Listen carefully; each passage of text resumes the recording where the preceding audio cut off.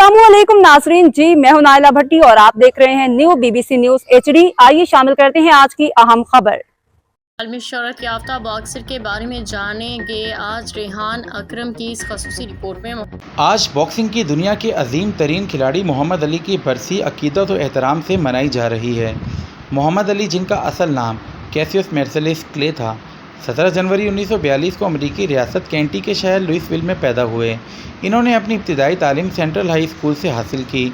तालीम के साथ साथ इन्हें बॉक्सिंग का शौक़ हुआ, जो एक साइकिल चोरी होने के वाक़ये से शुरू हुआ।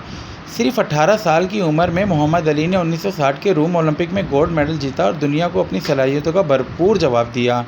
पेशावर बॉक्सिंग का आगाज़ इन्होंने इसी साल किया और चंद सालों में बॉक्सिंग की दुनिया पर छा गए।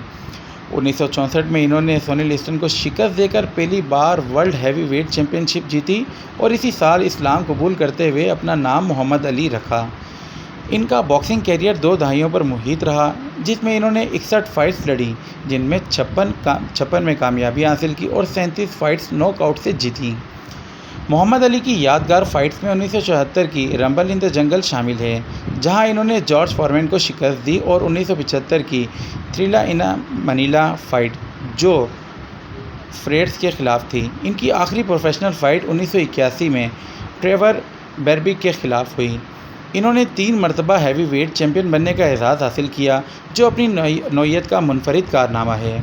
1984 में मोहम्मद अली को पार्किंसन की बीमारी लायक हुई, लेकिन इन्होंने अपनी बीमारी को कमज़ोरी नहीं बनने दिया, बल्कि इंसानियत, अमन और फलाही कामों के लिए ख़ुद को वक्फ कर दिया। वो अक़वाम मुत्तहिदा के अमन के सफ़ीर भी रहे। 3 जून 2016 को मोहम्मद अली 74 साल की उम्र में इंतकाल कर गए, लेकिन इनकी मीरास आज भी ज़िंदा है।